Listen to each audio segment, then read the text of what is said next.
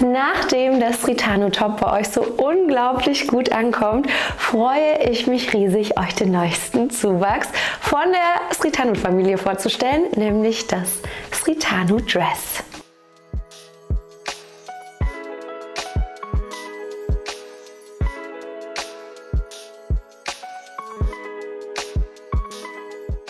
Natürlich dürfen auch bei der Kleidversion die typischen Sritanu-Details nicht fehlen. Gestrickt wird das Kleid von oben nach unten, so dass ihr die Länge ganz individuell anpassen könnt. Die charakteristischen Fake-Nähte verleihen dem Design seinen modernen Touch und machen aus dem schlichten Design direkt was Besonderes. Neu ist jetzt der elegante V-Ausschnitt, der das Kleid sehr feminin wirken lässt. Für eine schöne Silhouette wird das Kleid ab der Hüfte leicht ausgestellt und mit dem Gürtel auf Taille gebracht. So entsteht eine Passform, die richtig bequem ist und gleichzeitig auch wunderschön aussieht. Und damit ihr das Sritanu-Dress ganz einfach nachstricken könnt, gehen wir heute alle kniffligen Teile von der Anleitung gemeinsam durch. Die ausführliche schriftliche Anleitung sowie alle Materialien, die ich heute in dem Video verwende, habe ich euch wie immer unten in der Infobox verlinkt. Wenn ihr mich unterstützen wollt, freue ich mich natürlich sehr und deshalb gibt es für meine YouTube-Zuschauer außerdem einen Rabattcode. Ihr könnt mit dem Code YouTube -15 ganze 10% auf die Anleitung sparen. Und pst, die Anleitung gibt es auch wieder als Garnpaket, falls ihr direkt loslegen wollt. Falls ihr meinen Kanal noch nicht abonniert habt, dann freue ich mich natürlich sehr, wenn ihr das jetzt nachholt und einen lieben Kommentar da lasst. Und ansonsten wünsche ich euch jetzt ganz viel Spaß beim Stricken. Traut euch ran, ich bin gespannt auf eure Kleider.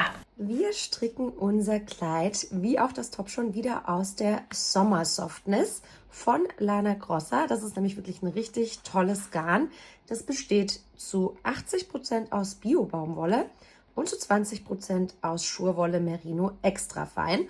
Und bei 50 Gramm haben wir ca. 130 Meter. Falls ihr das übrigens in dieser Knallerfarbe nachstricken wollt, die ich hier für mein Kleid verwendet habe, das ist so ein richtig tolles, leicht meliertes Pink, also wirklich perfekt für den Sommer. Das ist die Farbe 8. Außerdem benötigt ihr natürlich passende Nadeln. Ich zeige euch mal ganz kurz mein aktuelles Lieblingsnadelset. Das ist nämlich das Adi Click. Und das ist wirklich, wirklich cool. Also da habt ihr ganz viele verschiedene Größen natürlich drin. Und was ich so geil daran finde, man braucht dann nämlich gar kein Zubehör mehr, sondern das wird einfach sozusagen drauf geklickt. Also wie der Name hier schon verrät, man steckt das hier einfach drauf, dreht das einmal und dann ist das fest. Und das geht wirklich nicht mehr ab. Also ich stricke gerade nur noch mit denen. Finde ich richtig, richtig praktisch, vor allem für das Kleid, weil ihr ja verschiedene Seillängen braucht. Ist das richtig toll. Ich verlinke euch aber natürlich auch nochmal die Nadeln und die Wolle und das DIY-Kit, mit dem ihr direkt starten könnt. Also heißt Wolle plus Anleitung unten in der Infobox. Und wie ich euch gerade schon erzählt habe, gehört das Kleid zu der Sritanu-Familie. Dazu habe ich ja nämlich schon einen Top gemacht. Und das ist jetzt einfach nochmal eine andere Variante. Und ich zeige euch jetzt mal ganz kurz, was genau alles anders beim Kleid ist. Also erstmal, ich glaube, das kann man schon ganz gut erkennen, haben wir hier einen wunderschönen V-Ausschnitt. Das finde ich richtig, richtig cool. Und das Schöne bei dem ist auch, dass er nicht zu tief ist, aber auch nicht zu hoch. Also der hat einfach wirklich eine schöne Größe, muss ich sagen. Und auch hier haben wir natürlich wieder Armausschnitte, aber die sind tatsächlich genau wie beim Top. Also das wird alles gleich gestrickt, nur eben dieser V-Ausschnitt wird anders gestrickt. Und zusätzlich wollen wir natürlich, dass das Kleid später so ein bisschen weiter wird. Also wir haben ja auch hier wieder unsere tolle Fake-Naht. Und deshalb bauen wir hier dann später auch einige Zunahmen noch ein, damit wir dann eben hier so einen schönen lockeren Sitz am Po haben. Und das sieht dann einfach auch richtig toll aus, fällt auch gar nicht auf. Das ist ganz, ganz schön eingearbeitet, aber macht dann eben einfach den perfekten Sitz. Und somit ist das hier unten dann richtig schön weit, damit der Poppy gut reinpasst und ihr vor allem auch gut euch bewegen könnt, also gut gehen könnt, ohne dass das irgendwo spannt oder so. Außerdem haben wir bei diesem Kleid noch einen Gürtel dabei, einfach um die Taille nochmal so ein bisschen schöner hervorzuheben. Ich finde, das ist nochmal ein schöner Abschluss für unser Dress. Die Konstruktion ist aber auch wie beim Top wieder, dass wir von oben nach unten stricken. Und das ist natürlich besonders praktisch, weil ihr somit die Länge ganz einfach variieren könnt. Ich habe auch bei dem Garnverbrauch so ein bisschen Puffer einberechnet, falls ihr das einfach ein bisschen länger haben möchtet. Und jetzt zeige ich euch einmal, wie wir diesen wunderschönen V-Ausschnitt arbeiten. damit ihr dann ganz einfach mitstricken könnt. Und damit ihr das gut erkennt, stricke ich das Ganze jetzt mit dem weißen Garn. Dann sieht man nämlich sehr viel besser, was ich mache, als mit so einem dunklen Garn. Und erkläre euch jetzt Schritt für Schritt, was wir machen. Ich mache das Ganze in ein bisschen kleiner, weil das jetzt wirklich nur zur Anschauung dient. Also heißt, ich habe das jetzt nur halb so groß wie das Original hier angeschlagen. Und wichtig zu verstehen ist, wir starten am Rücken. Und zwar ist das hier unsere Anschlagskante. Also bedeutet, das war ja hier meine Anschlagskante. Das hier ist die Anschlagskante. Wenn man das hier nochmal ein bisschen so vornimmt, sieht man das ganz gut. Also von hier bis hier. Und dann stricken wir erstmal eine Weile hier gerade runter. Seht ihr hier ganz gut? Also das habe ich jetzt hier gemacht. Anschlag, gerade runter gestrickt. Und dann starten wir jetzt mit unseren Zunahmen für unsere Armausschnitte. Und wie die funktionieren, das zeige ich euch jetzt direkt. Das geht nämlich wirklich super einfach. Da habe ich einen ganz, ganz tollen Trick für euch. Und jetzt habe ich das Ganze erstmal umgedreht, weil dann könnt ihr es euch noch ein bisschen besser vorstellen. So stricken wir jetzt nämlich gleich auch, weil hier war ja unser Anschlag. Und jetzt wollen wir hier an beiden Seiten zunehmen, um eben diese Armausschnitte zu formen. Und für eine nach rechts geneigte Zunahme stricken wir jetzt wie folgt. Ich zeige euch das. Wir stricken eine Masche ganz normal rechts ab. Und dann kommt die einfachste nach rechts geneigte Zunahme der Welt. Und zwar fahren wir jetzt mit unserer rechten Nadel einfach hier eine Reihe tiefer, also nicht hier, wo die Masche sich befindet, sondern eine Reihe tiefer in diese Masche von rechts nach links hier durch und heben die uns hier auf unsere Nadel hoch. Und wenn wir das jetzt ganz normal rechts abstricken, dann haben wir eine Zunahme gemacht, die sich nach rechts neigt. Seht ihr dann gleich, wenn ihr ein paar Maschen weiter gestrickt habt. Und noch besser seht ihr das natürlich in ein paar Reihen. Aber so haben wir jetzt ganz einfach eine nach rechts geneigte Zunahme gemacht. Und am Ende wollen wir jetzt natürlich auch noch eine Zunahme machen. Und übrigens, wo ihr die Zunahmen machen müsst, das seht ihr ganz ausführlich für jede einzelne Größe beschrieben in der schriftlichen Anleitung natürlich. Also ich stricke jetzt erstmal alle Maschen ganz normal rechts ab, bis ich am Ende angekommen bin. Und wenn dann noch eine Masche übrig ist, dann wollen wir jetzt eine nach links geneigte Zunahme machen. Und das machen wir wie folgt. Wir stechen wieder hier tiefer ein, aber Achtung, nicht durch die wir gerade abgestrickt haben, sondern wir wollen wirklich eine Reihe tiefer und das ist dann die hier. Und das heben wir uns auf die linke Nadel rüber und stricken das dann hier hinten, also wie zum Verschränkstricken sozusagen, stechen wir hier hinten durch und stricken das dann rechts ab und somit haben wir dann eine nach links geneigte Zunahme gemacht. Und in diesem Schema strickt ihr jetzt einfach weiter, bis ihr all eure Zunahmen gemacht habt. Dann könnt ihr euch den Faden hier ein bisschen länger abschneiden.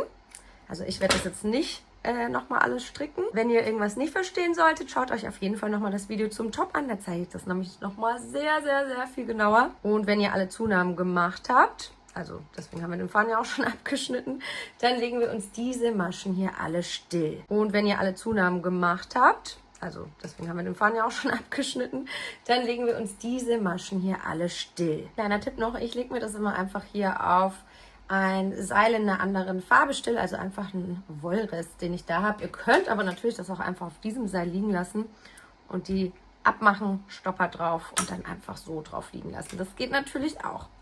Aber das zeige ich natürlich alles sehr viel ausführlicher in der anderen Anleitung. Heute geht es wirklich darum, wie wir eben diesen V-Ausschnitt machen. Und wie wir das machen, das zeige ich euch jetzt. Dafür müssen wir uns jetzt von den Schultern, also hier von unserer Anschlagskante, einfach Maschen aufnehmen, damit wir dann hier weiter stricken können. Also heißt, wir machen die Seiten nacheinander. Wir starten erst hier mit dieser Seite, stricken das alles, machen unsere Zunahmen und die machen wir sowohl am Halsausschnitt als auch hier an unseren Armausschnitten gleichzeitig. Und wenn wir die dann alle haben, dann können wir die andere Seite aufnehmen, also dann hier und wieder alles stricken, bis wir das am Ende verbinden können. Und wie das funktioniert, zeige ich euch. Ihr legt euch das so hin, dass der Anschlag nach oben schaut. Und dann zählt ihr, wie viele Maschen ihr aufnehmen müsst. Das steht natürlich in der Anleitung. In meinem Fall nehme ich jetzt hier mal 5 Maschen auf. Und dann guckt ihr einfach, wie viele Maschen das sind. Also achtet darauf, so ein Maschenglied hat immer so 2 Teile, also 1, 2, das ist eine Masche. Und dann zählt ihr hier jetzt durch, so viele wie ihr braucht. Also 1, dann ist hier 2, 3, 4 und 5. Bedeutet, ich muss jetzt hier aus dieser Masche meinen Faden aufnehmen. Und da stecht ihr am besten wirklich in der Mitte von dieser Masche ein. Setzt euch dann einfach einen neuen Faden an. Auch hier so ein bisschen länger lassen, dass man das gut vernähen kann am Ende. Den holt ihr euch dann einfach und zieht den hier durch. Und somit habt ihr jetzt eine Masche aufgenommen. Also 1 und dann stechen wir hier in der Mitte von der nächsten Masche. Also das ist hier unsere Masche. Da stechen wir in der Mitte durch, holen uns wieder den Faden. Dann haben wir 2 Maschen aufgenommen. 3, 4 und 5. Und wie gesagt, bei mir ist das jetzt heute alles ein bisschen kleiner, weil ich jetzt die Babyversion davon mache. Aber ich glaube, man kann trotzdem dann alles gut erkennen. Und auch hier ist es jetzt so, dass wir erstmal wieder ein paar Reihen glatt rechts stricken. Also heißt einfach ohne Zunahmen in den Hinreihen rechts und in den Rückreihen links. Und wenn wir das dann gemacht haben, dann starten wir gleich mit unseren Zunahmen für den Halsausschnitt und für die Armausschnitte und ich zeige euch wie. So, ich habe jetzt hier wieder gerade ohne Zunahmen gestrickt, bedeutet, ich habe jetzt diesen Part hier gemacht. Und jetzt seht ihr schon, geht es hier los mit den Zunahmen und zwar machen wir die sowohl am Halsausschnitt, also hier, als auch an den Armausschnitten.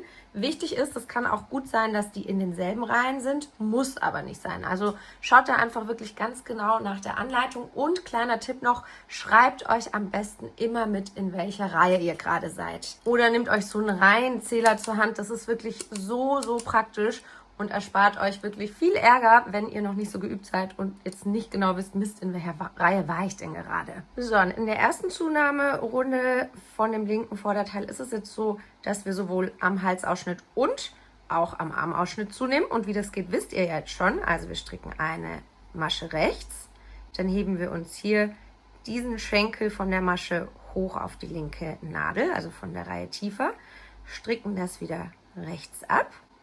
Dann alle Maschen rechts, bis wir bei der letzten angekommen sind. Und hier stechen wir dann auch wieder eine Reihe tiefer und stricken das hier von hinten rechts ab. Und somit haben wir jetzt unsere 2 Zunahmen gearbeitet. Und jetzt kann das natürlich passieren, dass ihr manchmal nur am Halsausschnitt zunehmen müsst. Heißt, ihr macht dann nur diese erste Zunahme und manchmal müsst ihr nur am Armloch zunehmen. Dann macht ihr es nur da. Also da einfach nach der Anleitung arbeiten. Und ich mache jetzt mal die ganzen Zunahmen. Ich werde jetzt aber nicht wundern, nur die vom Hals machen, weil es jetzt ja wirklich darum geht, dass ich euch den Halsausschnitt zeige, wie wir den dann stricken. So, jetzt bin ich bei meiner letzten Zunahmereihe angekommen. Also mache ich hier nochmal eine. Wie gesagt, das ist jetzt alles sehr viel kleiner, einfach damit ihr das seht, wie es funktioniert. Und ganz wichtig, wenn ihr eure letzte Zunahmerunde gemacht habt, nicht vergessen, noch eine Rückreihe zu stricken. Also bedeutet eine Reihe mit linken Maschen, heißt ich drehe das jetzt nochmal um und stricke nochmal alle Maschen links zurück, weil wir jetzt ja gleich dann hier noch weiter stricken und das dann hier ja verbinden wollen und dann können wir nämlich direkt dann in der nächsten Reihe, die dann später folgt, hier losstricken und dann einfach hier weiter stricken, weil man müsste ab hier dann stricken. Aber jetzt legen wir uns die Maschen erstmal still. Ich mache das, wie gesagt, am liebsten immer einfach mit so einem Wollrest. Das geht irgendwie am einfachsten. Zubinden, damit die Maschen nicht runterrutschen können. Und auch hier könnt ihr dann wieder den Faden lange abschneiden. Und nicht wundern, ich habe jetzt hier einfach so ganz banal jede zweite Reihe zugenommen, damit ihr das hier gut erkennen könnt. Aber natürlich ist das hier ein bisschen komplexer, damit ihr da wirklich so einen richtig tollen Ausschnitt hinbekommt. Also glaubt mir, das lohnt sich, das sieht echt cool aus. Aber jetzt müssen wir erstmal mit der anderen Seite weitermachen und zwar hier mit der rechten. Und auch hier müssen wir erstmal wieder Maschen uns aufnehmen. Aber hier ist es ein bisschen einfacher. Hier können wir nämlich einfach rechts direkt starten, weil wir stricken ja immer von rechts nach links. Heißt, ich steche hier einfach in die Mitte von der letzten Masche ein, hole mir den Faden, So habe ich eine Masche aufgenommen. Dann steche ich durch die nächste 2, 3, 4 und 5. Also hier geht es sehr viel einfacher. Und übrigens, das ist auch genauso wie bei der ersten Seite, das hatte ich nicht gesagt, steht aber natürlich in der Anleitung, diese aufgenommenen Maschen, die zählen bereits als erste Reihe. Und dann stricken wir jetzt wieder hin und her, also in Hin- und Rückreihen, gerade glatt rechts, ohne Zunahmen, bis wir angekommen sind, was in der Anleitung steht. Und dann machen wir wieder unsere Zunahmen. Und wenn wir dann den geraden Teil gestrickt haben, dann starten wir auch hier jetzt wieder mit unseren Zunahmen. Und achtet darauf, jetzt sind natürlich die Armlochzunahmen, sind jetzt auf der rechten Seite, also am Anfang von unserem Strickstück. Und die für den Ausschnitt sind jetzt auf der linken Seite, also genau gegengleich wie hier bei dem ersten Teil. Aber die Zunahmen funktionieren natürlich genau gleich. Einfach nur schauen, dass ihr es in der richtigen Reihe macht. Wir stricken eine Masche rechts, dann machen wir die erste Armlochzunahme nach rechts geneigt. Und dann, wenn noch eine Masche übrig ist, dann machen wir die nach links geneigte Zunahme für unseren Ausschnitt. Und dann können wir jetzt einfach wieder unsere Zunahmen arbeiten, bis wir unseren Ausschnitt beendet haben. Und das zeige ich euch jetzt natürlich auch gleich noch. So, und jetzt habe ich alle Zunahmen für den Halsausschnitt gestrickt. Und ich finde, man sieht jetzt auch sehr schön, wie die so nach links geneigt sind. Und hier sieht man sehr schön auch, wie sie nach rechts geneigt sind. Und auch hier nicht vergessen, nochmal eine Rückreihe stricken, ohne Zunahmen. Und jetzt können wir dann in der nächsten Reihe hier unsere Maschen verbinden, also unsere beiden Vorderteile, die natürlich in groß nochmal sehr viel schöner ausschauen. Und mit den Zunahmen, da haben wir dann natürlich, geht es hier auch weiter und so. Sieht richtig toll dann aus. Aber ich zeige euch jetzt mal noch, wie es funktioniert. Wir stricken jetzt nämlich erstmal alle Maschen hier ganz normal rechts ab. Achso, und wenn ihr hier noch irgendwie Zunahmen arbeiten müsst, dann macht ihr das natürlich. Deswegen, wie gesagt, immer jede Reihe mitzählen. Ganz, ganz wichtig bei diesem Design. Und wenn ihr die alle abgestrickt habt hier, dann könnt ihr jetzt die Maschen von dieser Seite hier wieder aufnehmen. Dafür mache ich erstmal meinen Knoten auf. Und dann fahre ich hier mit meiner Nadel von links nach rechts hier durch die ganzen Maschen durch. Und dann könnt ihr den Faden hier einfach rausziehen, den brauchen wir dann nicht mehr. Und dann wieder den richtigen Faden hier nehmen. Und dann könnt ihr jetzt hier einfach weiter stricken. Das, wo wir abgeschnitten haben, ziehen wir uns gleich ein bisschen fest.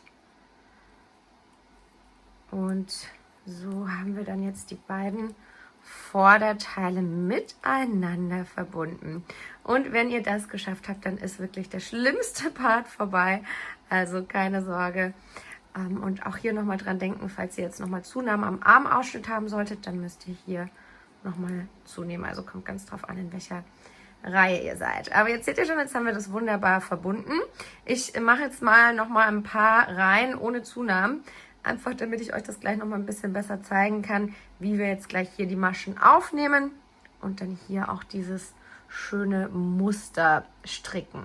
So, meine Lieben, im echten Leben, also wenn ihr das Kleid richtig strickt, dann sind die Maschen hier jetzt natürlich nicht abgekettet, sondern ihr strickt das Vorderteil genauso lang wie das Rückenteil, was ja auch schon sehr viel länger hier ist.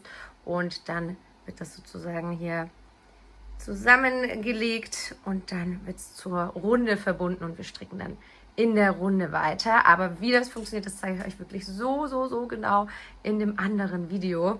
Und deshalb lasse ich das hier jetzt mal aus, weil das einfach wirklich exakt dasselbe ist. Wir konzentrieren uns jetzt hier auf unseren wunderschönen Ausschnitt und dafür lege ich das auch mal hier richtig rum.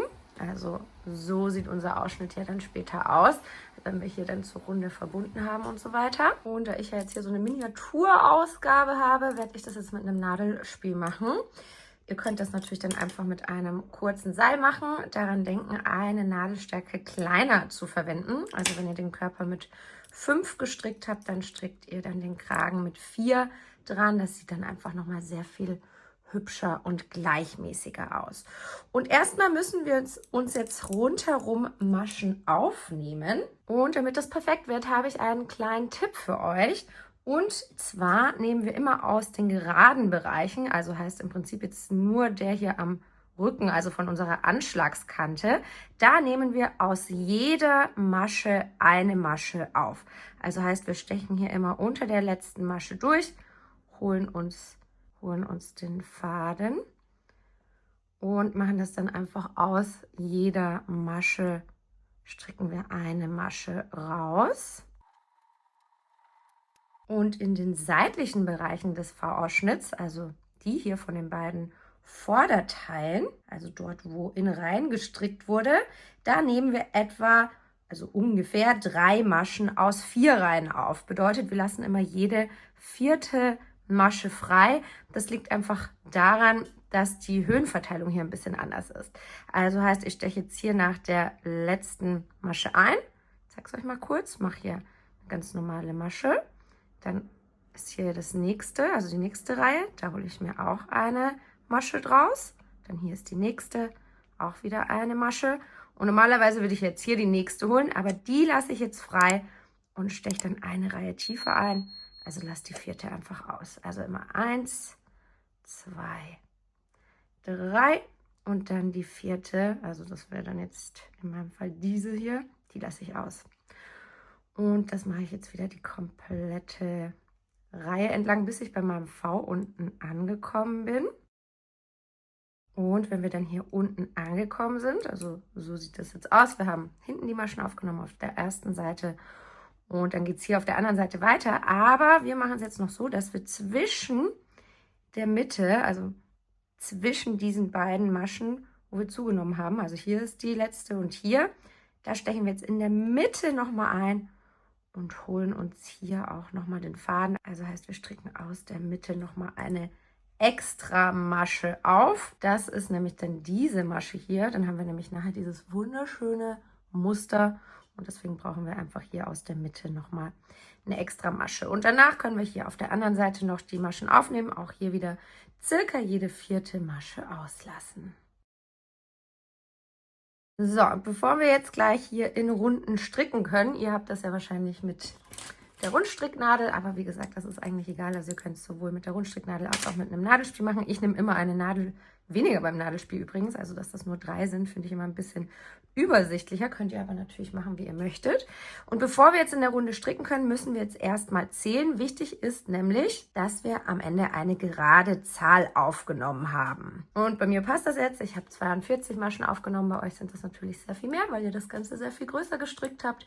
Aber wichtig ist einfach nur, dass es eine gerade Zahl ist. Falls ihr jetzt noch keine gerade Zahl habt, dann nehmt ihr hier einfach nochmal eine extra Masche auf, damit ihr dann eine gerade Zahl habt. Und bevor wir jetzt losstricken können, müssen wir noch auf was achten. Nämlich hatten wir ja hier diese mittlere Masche noch aufgenommen.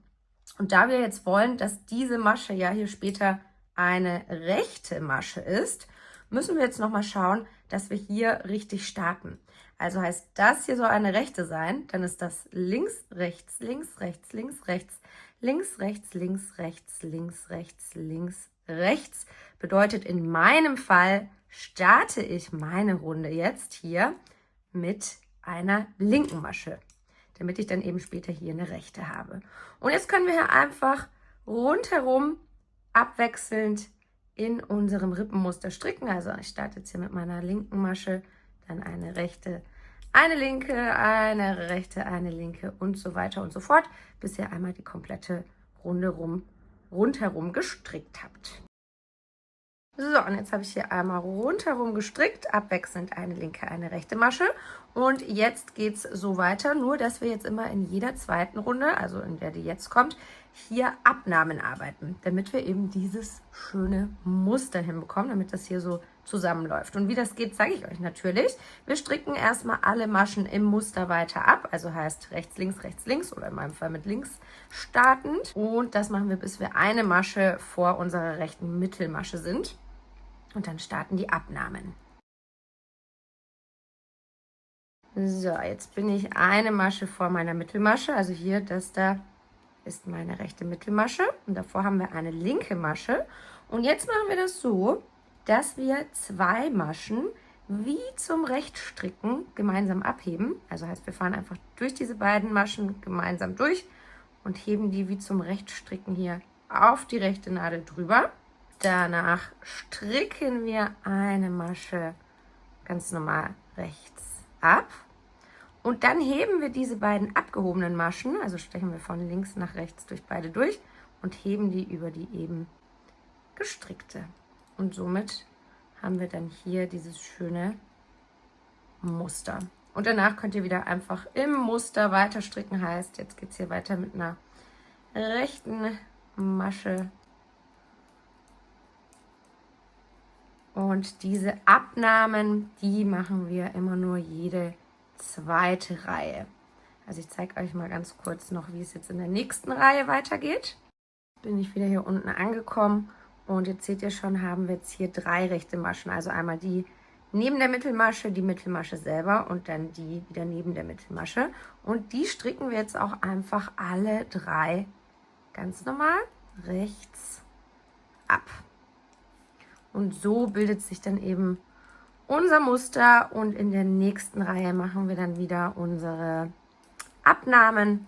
Also heißt, genau wie ich es gerade schon erklärt habe, wir stricken wieder bis eine Masche vor die Mittelmasche, heben uns dann diese Masche und die Mittelmasche wie zum Rechtstricken ab, stricken die nächste rechts oder hier ist sie, die nächste rechts und heben die abgehobenen dann über die gestrickte. Und somit bekommt ihr dieses wunderschöne Muster und das strickt ihr einfach so hoch, wie ihr es haben möchtet oder wie es in der Anleitung steht.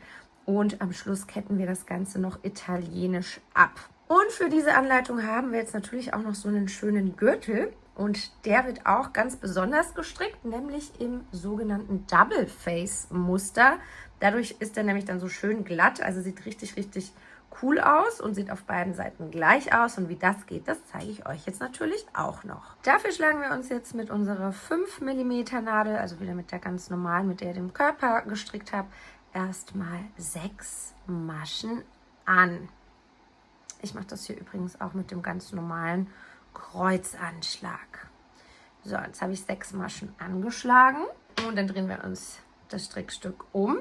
Heben uns die erste Masche wie zum Linksstricken ab und denkt dabei, wenn wir links stricken, liegt der Faden vor der Arbeit. Also vor die Arbeit legen, wie zum Linksstricken und einmal rüberheben. Und dann stricken wir abwechselnd eine rechte Masche, eine linke Masche, eine rechte Masche, eine linke Masche und das machen wir, bis wir noch eine Masche übrig haben und die letzte Masche stricken wir ebenfalls nochmal links ab. Und das wiederholen wir jetzt einfach jede Reihe. Ich zeige es nochmal, wir drehen es uns wieder um, heben die erste Masche wie zum Linksstricken mit dem Faden vor der Arbeit ab, stricken eine rechte Masche, eine linke Masche, eine rechte, eine linke und die letzte stricken wir wieder links. Und das wiederholt ihr jetzt einfach die ganze Zeit und wenn ihr das macht, dann habt ihr hier dieses wunderschöne Muster, also wirklich super, super simpel, sehr viel einfacher als man denken würde. Und das macht ihr dann einfach so lange, wie es in der Anleitung für eure Größe beschrieben ist. Und so sieht das Ritano Dress fertig gestrickt aus. Ich liebe die Kombination aus dem schlichten Design, den besonderen Details und der tollen Passform. Durch den V-Ausschnitt, die leichte A-Linie und den Gürtel entsteht ein Kleid, das sowohl im Alltag als auch zu besonderen Anlässen getragen werden kann. Und jetzt bin ich natürlich sehr gespannt, für welche Variante ihr euch entscheidet, die Kleidversion oder die Top-Version. Schreibt das unbedingt in die Kommentare. Und jetzt wünsche ich euch ganz viel Spaß beim Stricken. Wir sehen uns beim nächsten Video wieder. Bis dahin.